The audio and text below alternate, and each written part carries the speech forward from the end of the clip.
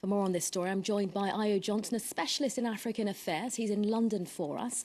Ayo, as long as there's no agreement on the release of these prisoners, is a breakthrough in negotiations at all possible? Well, it's going to be very difficult because both leaders would have to climb down from the existing positions. And of course, Mr. Bashir has made it very clear he wants these prisoners released. Mr. Salva Kiir says no way. So it's a very difficult position. It makes things very complex. But ultimately, I believe that both leaders will see above and beyond their current position. And hopefully, we may find a resolution to this crisis.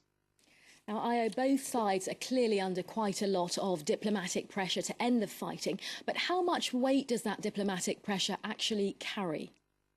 It carries quite a bit. Both leaders have expressed their existing positions, and of course international pressure is being applied from the French, including the Europeans, not to mention the Americans and the Chinese, who are key stakeholders. So I believe the pressure would be what will determine the future of South Sudan. But ultimately, peace is required right now because the vast majority of South Sudanese are either fleeing in all directions for safety, and ultimately the fighting still continues, which is a real shame altogether.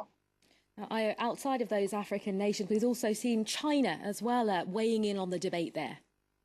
Yes, the Chinese are key stakeholders. They can actually persuade the South Sudanese to change their position. But ultimately, I think it's a considered effort from all stakeholders worldwide to bring about the negotiating powers to the table right now, and ultimately for them to have a roadmap that they can work to and a timetable that can agree, and ultimately for their respective soldiers to stand down their current positions. OK, Ayo Johnson, a specialist in African affairs. We leave it there. Thanks very much for joining us. Now, Zambian police have arrested and charged an opposition leader with defamation after he likened